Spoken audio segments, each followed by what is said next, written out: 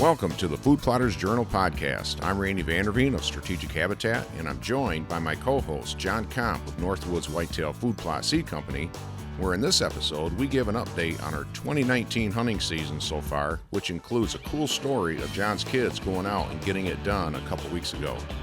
We also talk about getting prepared for the 2020 food plot season, how to use this time of year to decide what changes need to be made to your choices of plantings for next year, and how to make sure all your equipment is properly winterized and ready to go for next spring. So I hope you enjoyed this podcast. Let's get right into the conversation. So John, are you pretty much done hunting for the year? Or are you looking forward to muzzleloader here in December? Well, we've actually had probably the best year I've ever been part of. In the last 2 weeks, my dad shot his biggest buck, a beautiful 9-pointer. I shot a really nice 9-pointer, and my son Nathan Saturday night shot his first buck, an 8-pointer. So we've had a really good season, and we are going to do some muzzleloader hunting. We've got a lot to does to shoot, so we're going to keep going, but pretty much done with bucks. Nice.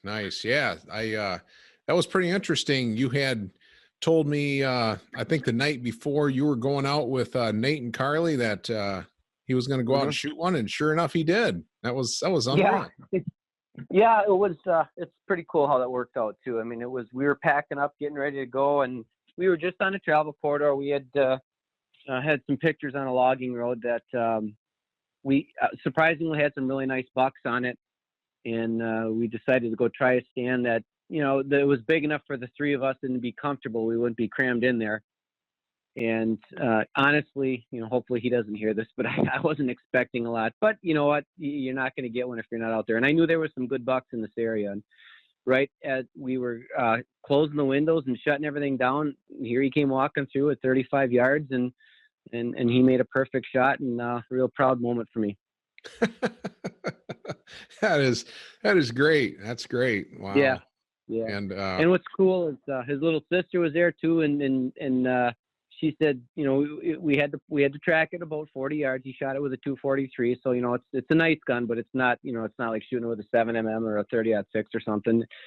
And she found out what tracking deer was all about and field dressing deer, and I was kind of wondering how that was going to go, but she wasn't squeamish at all, and she's like, "Dad, it's my turn next year," so that's pretty awesome. Oh wow. It's good to get those kids involved young. Yeah, It sure is. Especially when you can put deer in front of them and then they can put one on the ground right away. Wow. Yeah. It was a pretty great night. We've had a pretty awesome season this year. So we're looking at getting some does now and thinning the herd down a little bit. It really needs that. And that's probably going to be it by probably mid-December. Okay. Did they annihilate your food plots? Well, between the deer and the rain, we got hit pretty hard, and we've been talking back and forth, and even probably the last podcast we were talking about rain, and it just rained all fall. I mean, I don't think I've ever seen we live near Lake Michigan. It's called the Bay of Green Bay. Mm-hmm. I've never seen it this high. I've never seen the water in the woods like this, but our food plots, we probably lost a third of them just because they got underwater, and there's not much you can do, Right. And so the deer really took care of the other 2/3. And, so we've got probably a lot of rye growing yet, and they're what made it with the brassicas. They're still on that. And now we just got a foot of snow up here. So I'm really anxious to see what I see the food plot in my backyard is getting hit hard. The clover and the rye is getting hit hard. So yeah, they've decimated our food plots, but it's just something we've got to deal with, and we'll try to address it next year. Yeah, right. Yeah, I cannot believe how much rain you got this spring and then this fall, mm-hmm. and now you got a foot of snow on the ground. It's incredible, man. Yeah, it's a rather interesting year up here for sure. It's a lot of guys are talking about drought, and we just can't, we can't get away from the moisture here. So yeah. So is your little half-acre plot there behind your pond that the deer are hitting every day? Do you got brassicas growing in there too this year? No, I didn't do brassicas there this year, Andy. We're gonna try. We left a third acre or a third of it in the white clover, and then we did the cereal grains, and the other we're gonna try a couple of different roller crimpers we want to use, and just kind of do some no-till work up there. So we ended up with just straight cereal grains this year, but we did a lot of the brassicas on the hunting property, and they did really, really well. Okay. And then now the deer have them just knocked right down to nothing. So, yeah. But we're seeing a lot of action on it right now, even with a foot of snow on the ground. Okay. This week on this podcast, we wanted to talk about getting prepared for next year, right? You had made mention about, looking at your plots that are covered with leaves. I guess I wanted to just get your take on what'd you mean by that? One or two of the plots that we've got a big, huge destination, about a 4-acre destination food plot. And then we've got some satellite food plots that are, 1/8 acre, 1/4 acre, that are all on the way from bedding areas to this big food plot. One of the things I noticed, and I do notice a lot of this online because we're on a lot of social media pages, is, when we get leaf drop, they bury the food plots. Mm-hmm. And you're not going to get much to grow once that leaf falls down, and because you're fighting a lot of things. You're fighting shorter days. If you're in the woods, 9 times out of 10, the soil's not the best, as good as, like, say, on a field. You're fighting, the sun's lower in the sky every day. So there's a lot of things you're fighting. Plus, you got a lot of hungry mouths eating on that food plot. And the last thing you need is leaves covering it up and really hampering your efforts. So one of the things we recommend, if you can, a lot of these guys are leasing property and they can't go in with a chainsaw and do a lot of work. Get as much of the trees on the south of the food plot, because the sun, it's lower in the sky in the south. Get the south side food trees knocked back, and then if you can knock back some of the bigger trees that are dropping all these leaves on there, that's a good project for this winter. You don't have to take it. If you just hinge cut them and create a little bit of side cover, that's going to help your food plot to where it's not being buried in leaves. Yeah, that's a good point. It's kind of hard to see that when you're, in July and August, the sun's really high up in the sky and say, oh yeah, I got plenty of sunlight, Then we get to that critical point and get to around October 1st. It's like, oh, wait a minute. Got a lot of shade here. Right. And, it's kind of funny. The food plot on the north side of my house, if we get a south wind at leaf drop, that week or two that the leaves are dropping, because we got a lot of hardwood trees, I don't have a problem with the plot being covered. But this year we had a lot of northwest winds. So one of the food plots is covered in leaves. So, that's just, it's kind of funny how that works out. But, the plot faces the south, so it gets plenty of sun. But I did notice before the snow came, we did have a lot of leaves on the plot. Yeah. And if it's, a lot of oak leaves and stuff, it's, kind of acidic and, Yep. Kind of smother that stuff. So make sure you get, it's a good project this winter. If you can address that, I would highly recommend addressing it. Yeah, but good old gas-powered leaf blower comes in pretty handy about that time. Yeah, it comes in handy, but when we had tried to look at that, is we try to take as many of the trees out as we can, and it, like I said, you don't necessarily have to cut them down or cut them up, firewood and all that. If you can hinge cut them and then knock them back from the plot, you're creating food cover structure. So just something to think about for this winter. Yeah. So, John, when do guys start ordering seed for the next food plot season? What time of year does that normally start happening? Well, actually, the last 3 days we've been getting emails and text messages and phone calls. Guys want to order already, so wow, that's pretty cool. It's starting already. Yeah, that's pretty neat. But we usually start filling orders. We've got some stuff we've got on the shelf yet, but we've usually try to start filling orders about this year. It looks like mid-January. We're waiting on some germ test results for the Cave and Rock switchgrass. The food plot screen's been ordered, and we're just probably going to see that right after Christmas. So we'll probably start filling orders early January. So wow. We've moved everything up a month this year now. But yeah, guys are a lot of questions, a lot of I think what happens is guys are kind of sitting in their stand, or they're blind or they're kind of on social media looking, and some guys are having a lot of luck with this, and they're not seeing anything, or they're not seeing what the results that they think they should be. And so we're getting a lot of questions, a lot of guys talking to us, and we've got plenty of folks looking to order already. So we're pretty excited about 2020. Yeah. Wow. Okay. So, I would think that it might not be a bad idea for, some landowners to, if they're having some issues, maybe their food plots didn't pan out the way they hoped, and maybe they got Mhm. multiple food plots. It seems to me it would be a pretty good idea to, even just jot down some notes on your phone, or, write them down on a piece of paper or something like that. And, Mhm. everything from what grew well, what didn't grow well, what attracted the deer, which food plots attracted deer the most, and maybe even put down why. If you can get that down on paper and you can lay that all out and look at it all, sometimes it Right. reveals more of a story as to what's going on. And then that way Yep. you can react a little bit better the next year. I think so. One of the things I've done this year in stands that I'm pretty sure it's the last sit of the year, I'll actually send myself an email, and instead of bringing pad and paper out, I have my phone out there and I'm jotting notes down, and I email it to myself. Mm-hmm. But that's, one of the things I used to do when I was hunting in Wisconsin, I would take, when I knew it was the last sit of the year in this particular stand, is I actually would take a notebook with me. You'd be in a box blind so you could get away with some movement, and I'd actually bring notes. Okay, we need this shooting lane needs to be opened up, or this needs to be here, or the access needs to be better. But yeah, if you're still out there hunting and you have some ideas on what's working, what's not working, what you want to change, what you need to fix, that's what I did. Is I just emailed myself the notes of what particular stand needs what. I probably have 5 or 6 of them that we did that with. Yeah, exactly. So how many plots do you have in perennial clover, John, where pretty much that's all that's in there is perennial clover? Well, the plot that I shot my deer on, and it's that little tiny plot off the side of. I had an aerial picture of it, when we posted the story of shooting this deer.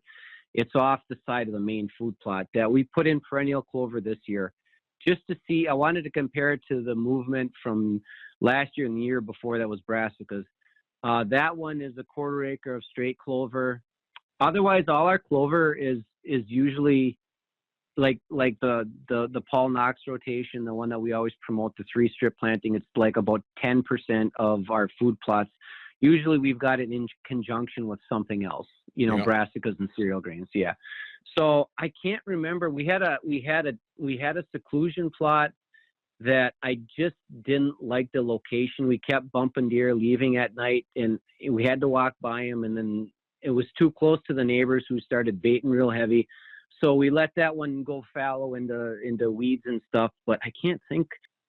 We might have to come back to that. I'll be thinking about that one. But I think right now we've just got one dedicated clover plot. Okay. Yeah. And if I remember right, I think that that one that you just let go fallow, wasn't that on the south end of that big property? Yeah, that was on the south end of the big property. It just was too close to the neighbors. Yep. And they ended up baiting about 100 yards from it. And yeah. I just didn't want to be part of that anymore. So we moved it and just let it go. Yeah. I thought I would see a lot more bucks in it. And I just think that we saw the bucks at the right time, though. I got to sit over that plot 5 times. I actually sat off to the side of it, and there was a lot of does. And basically what it was a pit stop on the way from bedding to the main food plot. And I knew once we got the right time of the year, we were going to see a buck in there. And we happened to be sitting the right night that the buck paid a visit to that food plot. So that was really cool how it worked out.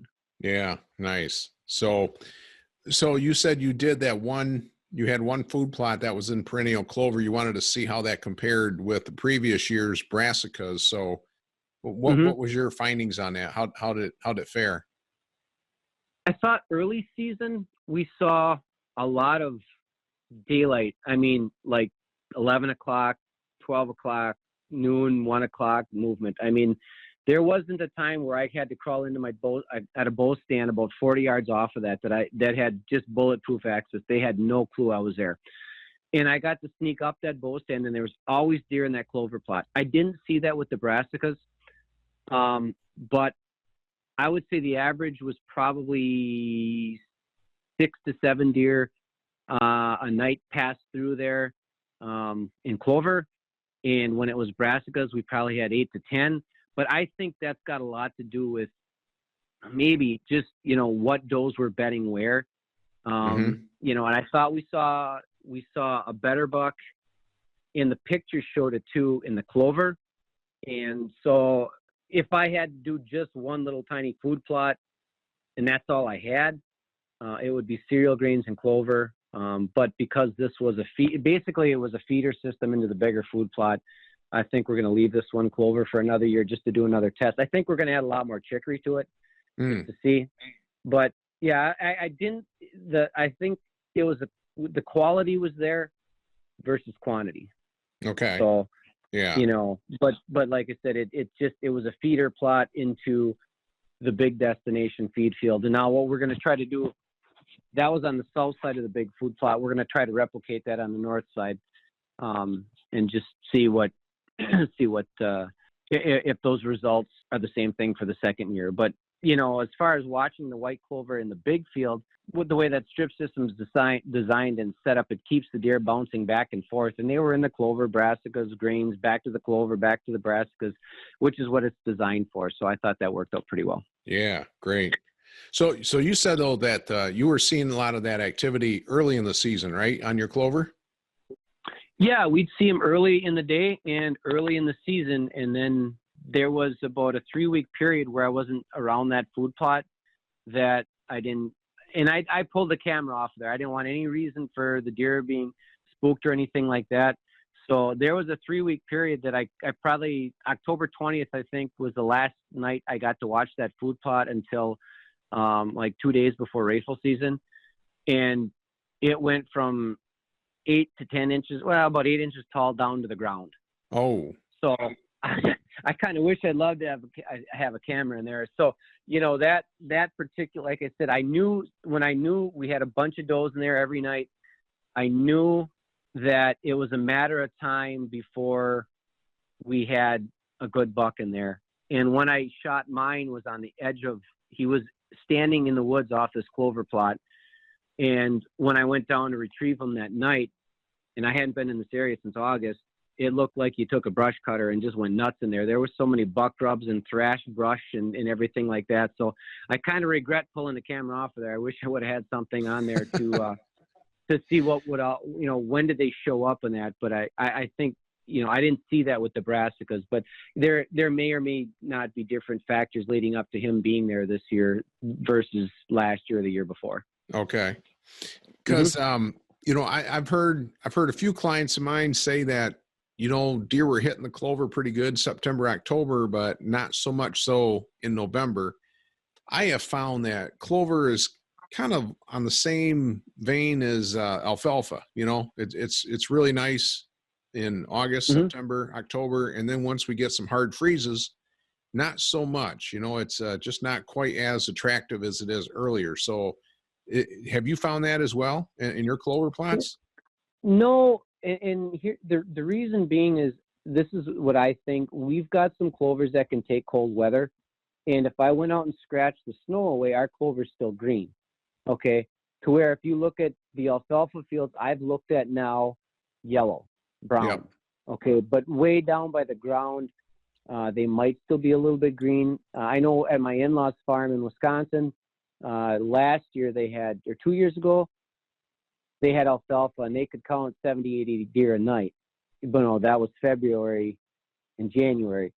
But right now I'm still seeing, I saw the last 2 nights, Nathan and I sat in that food plot stand looking over all those plots. They were in the clover. They were in, they're heavy into the brassicas right now. I mean, this time of year, our deer I can't plant enough brassicas up here. Wow. They just absolutely, you get into November, if there's 20 deer in the food plot, 15 of them are in the brassicas. They'll stop and grab the clover, but then like I look behind the house right now, and I could see them. They're plowing through a foot of snow to get to the clover. So, I guess to answer your question, I've seen winter use of clover because there's varieties that stay green and can take the cold weather. Yeah. Okay. Unlike a lot of the alfalfa varieties. Right. You know. Okay. So you got to kind of find a clover blend that'll take that. And I know ours right now, I can go scrape the snow away. That might be something I'll do tomorrow. We'll go scrape the snow away because they're in there eating right now and see what it looks like. Oh, okay. Yep. Mm-hmm. So would you do that with a shovel, snow blower, ATV? No, we got probably, I want to say we got a foot of snow, but it might be 8 to 10 inches. It's hard to say. I'll walk out there tomorrow. The sun's been beating on it, so it probably knocked it down a little bit. But no, I could go back there with just my boot and kick it back. Okay. And see what it looks like. Yeah. The thing where that particular plot's located, I don't want to I don't want to uncover it because it's on the lowest part of the plot, and I know there's going to be standing water. And if we get a hard freeze, and it freezes, it winter freezes, winter kills. I think that's how they call it, where it actually freezes the root system. Yeah, I've seen that before where the clover is located now, so I got to be careful about uncovering it. But yeah, I could go down there, scratch a little bit away, and you'll see green clover. Okay. So, I can see not wanting to uncover, clover because it's, it's a green plant and you want the root system to not freeze, but. Yeah, it's something you may be able to get away with on higher ground. I just know that where this particular food plot is next to our pond, it's the lowest part. And if there's standing water, when it freezes, I'll lose that clover. I did 2 years ago. So I have to be careful about that. But I do, I know a lot of guys try to plow snow off their food plots to try to help the deer, and I've done it myself.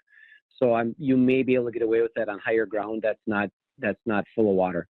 Yeah. And probably especially like brassicas, because I mean, it's pretty much, the root system is dead anyway. And, they're just interested in eating those bulbs that are already there anyway. Yeah. Yeah. So, when we were talking about taking down some notes on what grew well, what didn't grow well, I think the other thing too that might help landowners is, make note take a note of what food plots did you get busted getting into and out of a blind, and is that because you didn't have the screening there? Is it because maybe your stand or blind is way too close to the food plot? Maybe you're walking along the edge of the food plot instead of coming in from, perpendicular to the backside or something. But yeah, I always thought that, man, if you've had a few bad experiences like that, make a note and then see how you might be able to fix that next year. Yeah, I think that's one of the biggest things when folks talk about plots going nocturnal or even just hunting land in general, is you're getting busted going to and from the stands. That's when we set up a food plot, actually is one of the first things I'm looking at. Okay, how can I get in and out of these stands, or how can the customer get in and out of these stands without getting busted? Because you can have a beautiful looking food plot, and if you bump deer off it 1 or 2 times, 3 times, they're not coming back till dark. Right. So that's one of the first things I'm always looking at. How can I get in and out of the stand, whether it's on or just off to the side of the food plot, without bumping deer? Yep. And that screening helps a lot. Oh man. Yeah. Now, I know some guys will say, well, hey, I'm only bumping deer, or I'm only bumping does, or small bucks and whatnot. But those small bucks that you bump today are going to be 3 years old someday if they survive. Absolutely. And they don't forget that. No, and I can't remember who used this analogy, but it's kind of like dropping a pebble into a bucket of water, and you get that ripple effect, or dropping a pebble into a little pond, and you get that ripple effect. You start out small with 2 or 3 deer, but the next thing you know, it's 8, 9, 10, 12, 14 deer once you get 100 yards into the woods. So if you plan on hunting on or near the food plot, you got to be able to do it sight, sound, smell. You got to be able to do it without those deer, or it's just going to go nocturnal really quick. Yep, exactly. So What other things do you think that, guys ought to be paying attention to? Something like, equipment maintenance, maybe deciding what kind of equipment they got to have for next year and getting ahead of that, or Well, what? I think maintenance is a big thing. I like to hit the ground running in the spring. So we wash all our equipment, put it away. Just about everything is either locked up in a shed or it's got a big tarp on it. I think the only piece of equipment that I have is not uncovered the disc. Like our roller crimper, obviously we had to get all the water out of it, put that away. And our tiller, we power washed it, greased it. Tractor was a big thing. Make sure you've got, your antifreeze can take, especially if you're in the upper, the northern states, you've got antifreeze that's going to take the cold that's coming. I don't know if, I can't remember if I did or not. Usually I like to change oil in the fall, so you got fresh oil, you're ready to go. But if not, grease everything. And I like to put stuff away ready to go. Yeah. So I might have a couple of things to do, but even like backpack sprayers, make sure they're cleaned out and drained, run air through them, make sure the pump for your sprayer, the electric pump, that's cleaned out and drained. Make sure there's no water in it. I actually blow everything out with, once we drain it, we'll blow it out with air if it's dealing with the chemicals. Mm-hmm. We'll blow air through it to make sure it's dry. Let's see, what else do we do? Our cedars, make sure they're cleaned out. We don't need mold or anything like that. Stuff like, the cedars that the pull behind cedars that run fertilizer through, we power wash those, clean those up. If there's any metal parts, they got a shot of WD-40.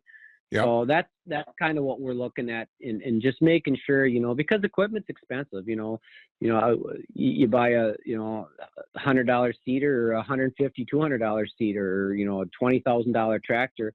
You just don't want to have problems, because time is limited for a lot of folks next spring, and you can avert a lot of headaches now by making sure the equipment's put away properly. Yeah. Yeah. And, a lot of times when we need to use our equipment, the weather only gives us a small window to do it. And, man, if all of a sudden you find your tractor is down, you might miss that planting window or that, whatever window that you're looking for. And yeah, I did it this year. We clutch went out on our tractor, and I missed I was 2 weeks late planting our brassica, and it showed. I mean, wow. We got behind, and we got into a drought, and it didn't rain for 2 weeks, and it just never caught up. And we paid for that. So, it's tough to predict the clutch is going to go out on your tractor, or actually it was a throw bearing and then it destroyed the clutch fingers. And that's tough to predict. I mean, that's maybe once in a lifetime of owning that tractor, that kind of a catastrophic failure. But again, whether it was that or a fuel filter or a broken shifter linkage or what have you, a flat tire, your time's limited. My time's limited, and most people's time's limited. And when you want to get up on a Saturday morning and get your food plots in because rain's coming, the last thing you want to be doing is hauling your tractor to the repair shop and trying to find out, it's going to be 2 weeks before you can, get your seed in the ground. So, yep, try to knock that stuff out now. Yeah. I'll even say that about chainsaws. I don't know about some guys, but I only run ethanol-free gas in my chainsaws anymore. Yes. Even like my snow blowers and anything that's got a small engine in it, man, ethanol-free gas. You talk about saving headaches, man. They tend to start right up in the spring, and they run a lot better. But hardly any carburetor problems, and even like my chains on my saws too. I got 5 or 6 of them, and bring them all down, and I just have them done professionally, right there at the shop, and that way I can kind of start out with really good, sharpened chain, and away we go. So peace of mind. Yeah, that's a big thing. When you've got limited time like we do, you want to spend it being productive. You don't want downtime. I mean, and then things happen. But, whether it's a chainsaw or a tractor, your truck, your trailer to get your equipment to and from your land. I mean, now is the time, it's cold up here, but, if I can get it into the garage or whatever and get a few things knocked out. I mean, I need to put an alternator on my tractor. It's got a generator because I think mine's like a 62 or 63, but I love that big old chunk of iron. I really do. I like those big tractors, but it's got a generator on there and it doesn't charge the battery anymore. So I got to get that taken care of because otherwise you got to charge the battery every time you want to use a tractor. And wow. so, it's just little stuff like that, make sure the trailer's got the bearings are greased, the brakes work. Right. The tiller, we broke a weld on a tiller a couple of years ago, and I want to make sure that doesn't happen. We had a drive shaft U-joint explode on the tiller, and just stuff breaks. And so you want to check all that stuff out because downtime sucks. It really does. Yeah, no doubt. So you're gonna do on some doe patrol? Yeah, we've got a rule unwritten that $1 you shoot 2 does, so we've got some tags to fill. So I'm looking for, and actually I was telling my dad, I said, honestly, I said I'll let you use the muzzleloader. I think I'm going to get my bow back out, but we got hit with a storm here. 3 or 4 days ago. We were without power for 2 days, and it was like an inch of ice, and then wow. Like 8, 10, 12 inches of snow, depending on where you're standing here in Menominee County. But I've never seen the destruction in the trees down in the woods. You swear to God a tornado went through. Wow. The big stuff is still standing, but there are limbs. We had to cut our way in to get to just 2 of our stands with chainsaws and everything, and I'm just cringing, We're sneaking around this time of year with golf carts and being quiet and everything, and today we're in there with trucks and chainsaws and 4-wheelers just trying to clear paths to get into the deer stands. Wow. Oh, good Lord. We're must have been some everything. wet, heavy snow, huh? Oh, it's terrible. Yeah, it was bad. It was really bad. So, yeah, we're going to have a busy winter cleaning up. But we got a couple of stands open. I got a couple of bow stands open, and I'm really looking forward to that. Yeah, that's great. Great. But it's you got a good one, didn't you? I saw let's see. You've seen a good one. Yep. I passed some pretty decent bucks this year, and a lot of does. But this past weekend, gun season's about over, and went out there with a friend of mine who really wanted to film. So he climbed up in a tree next to me. He's about 12 feet away, and we were going to put a doe down. But lo and behold, this 8-point walks out, and just before he's all on this thing with the camera ready to go, and sure. Deer comes in. All of a sudden, I notice he's not really an 8-point. He's a mainframe 8 with no brow tines. So he's a slick 6, and I says, you know what? Greg's on it with a camera. He's never filmed anybody before. I'm going to shoot this deer. So anyway, got a second tag yet. So we've got 2 areas where we know there's still a big one running around. So Greg has tagged out, and so he's going to try and film me shooting one of these big ones yet. But cool. Man, on public land, John, it's pretty tough after gun season. Man, it's pretty tough. You're pretty much limited just at that last hour of the day is probably your best chance on those mature bucks. So sure. Do you guys have a lot of snow over there? We got about 3 inches on Sunday. Okay. And it's steadily been disappearing, but it's almost all gone again. And but just by 30 miles south of here, they got like no snow. So it was Grand Rapids was kind of like the line, Okay. Yeah. I wish you could take some of ours. We weren't ready for this. This was too much too soon. So I think up in Munising, north of us, I don't know if it's true or not, but somebody said 30 inches already, and I'm going, good Lord. I just don't know how they deal with it up there. It's not even Christmas time. Yeah. Oh, it's crazy because they're always talking, on social media in May, they're still dealing with snow. I just can't imagine that. Yeah. Yeah. We had snow here in April yet. And I just, I was hoping at least go till Christmas without any snow, but it's here and it's staying. So yeah, I guess that's the beauty about living up here. So. Yeah, exactly. Yeah. Okay. Well, hey, man, I'm glad to hear that you're starting to get some inquiries about, seed already. That's awesome. And yeah, I'm sure here, we'll probably do another podcast or 2 here before Christmas yet. And by then it'll be January and it's off to the races again. I think we're going to be off to the races here pretty quick. So, I think up in Munising, north of us, somebody said 30 inches already, and I'm going, good Lord. Oh, I just don't know how they deal with it up there. It's not even Christmas time. Yeah. Yeah. We had snow here in April yet. And I just, I was hoping at least go till Christmas without any snow, but it's here and it's staying. So Yeah. but yeah, it's been fun. We've been really blessed up here. Had an awesome deer season. Can't complain, and we're just about done. And probably time to start stocking the shelves pretty quick. Yep. Super. All right, John. Well, hey, good catching up with you again, and I'm sure we'll be hitting another one of these podcasts here in another 10 days or so. So until then, good luck out in the woods. Thanks, Randy. You too. All right.